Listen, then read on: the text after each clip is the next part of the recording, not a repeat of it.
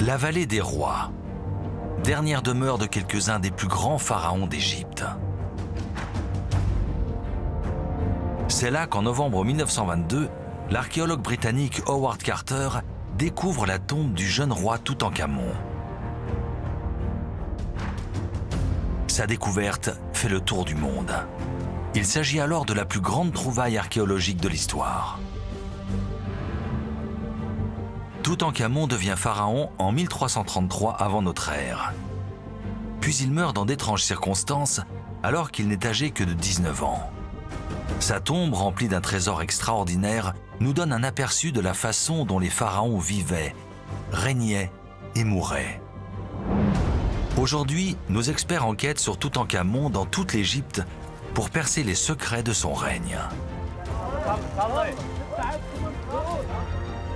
Le jeune pharaon a-t-il été assassiné? Et dans ce cas, qui aurait eu intérêt à le tuer? Des indices se cachent peut-être dans l'Égypte qu'il a laissée derrière lui. Près de la ville de Luxor, dans la vallée des rois, l'égyptologue Alia Ismaël enquête sur le mystère qui entoure la mort de Toutankhamon. Toutankhamon est-il mort de cause naturelle ou bien a-t-il été assassiné? Depuis 6 ans, Alia dirige une équipe égyptienne qui étudie la tombe de Toutankhamon dans ses moindres détails. Chaque paroi a été scannée pour en créer une version virtuelle en haute définition à destination des chercheurs et des restaurateurs. Aujourd'hui, Alia retourne dans la chambre funéraire du jeune roi à la recherche d'indices concernant sa mort.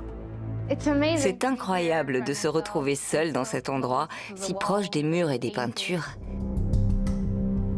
Alia cherche un détail sortant de l'ordinaire qui pourrait trahir les circonstances troubles dans lesquelles Toutankhamon a été inhumé. Elle remarque rapidement un indice sur l'un des murs. Quand on regarde cette tombe, on voit qu'elle a été préparée à la va-vite. Ces taches noires que vous voyez partout sur les murs sont apparues parce que la peinture a été appliquée sur du plâtre, qui n'était pas encore sec.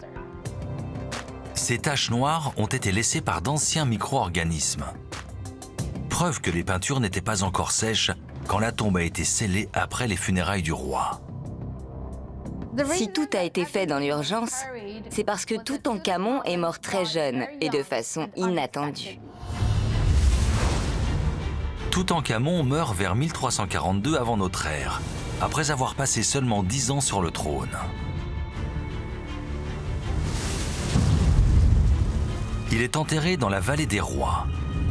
Sa tombe est si petite qu'elle peine à contenir toutes ses offrandes et ses objets parés d'or.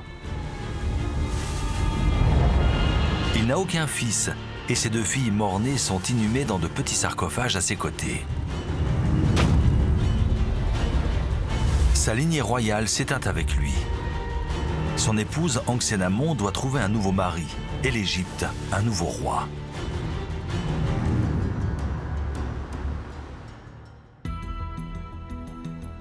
Alia veut examiner la momie de Toutankhamon pour savoir si elle comporte des indices quant à sa mort soudaine. La dépouille est actuellement exposée dans la tombe, à l'intérieur d'une vitrine sous atmosphère contrôlée. Cette momie a des milliers d'années.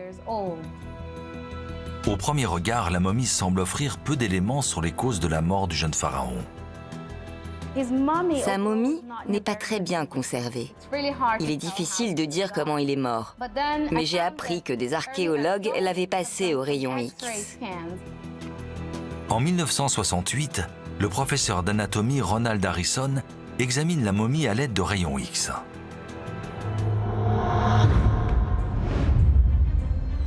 À l'intérieur du crâne de Toutankhamon, il découvre des morceaux d'os. Il semble donc que le crâne du pharaon ait été fracturé, ce qui signifie qu'il a peut-être reçu un coup sur la tête. Il manque une partie de son sternum et de ses côtes, et contrairement à la plupart des momies de l'époque, son cœur n'est pas présent. Plus tard, d'autres images révéleront une fracture à la base de son fémur gauche. La cause de cette jambe cassée est inconnue. Mais ces radios laissent penser que Toutankhamon aurait pu être victime d'un assassinat. Les radiographies de Ronald Harrison ont un retentissement mondial. C'est ce qui a conduit certains à se dire que Toutankhamon avait été assassiné. La mort de Toutankhamon donne lieu à une enquête pour meurtre. La plus grande enquête criminelle de l'Égypte ancienne. Pour savoir si Toutankhamon a été assassiné, Alia choisit de s'intéresser à l'entourage proche du jeune pharaon. Je voulais savoir qui avait le plus à gagner en faisant assassiner Toutankhamon.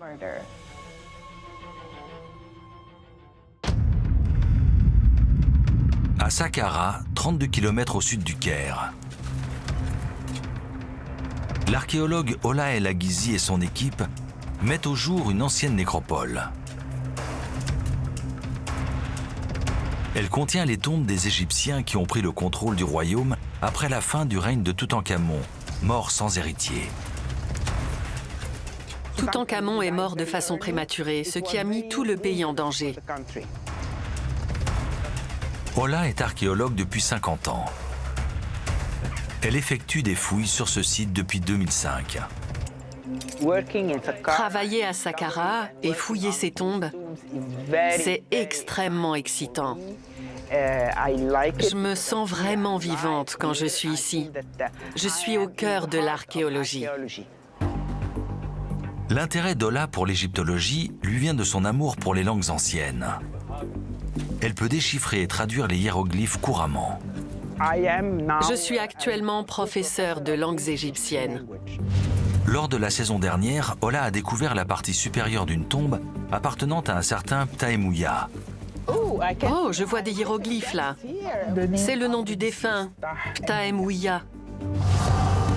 Cette année, Ola et son équipe espèrent trouver la chambre funéraire intacte de Ptaemouya. Il est extrêmement rare de trouver une chambre funéraire intacte. Elle pourrait contenir de somptueux objets funéraires et même un cercueil et une momie. J'espère trouver un cercueil au niveau inférieur. Les Égyptiens de l'Antiquité étaient enterrés avec les objets dont ils pensaient avoir besoin dans l'au-delà. Tout objet encore présent apporterait des informations sur Ptaemouya ainsi que sur ceux qui ont pris le pouvoir à la suite de Toutankhamon et qui pourraient être à l'origine de sa mort. L'équipe d'Ola a localisé le puits d'accès, rempli de sable, au centre de la cour du tombeau. Son emplacement suggère qu'il mène à la chambre funéraire.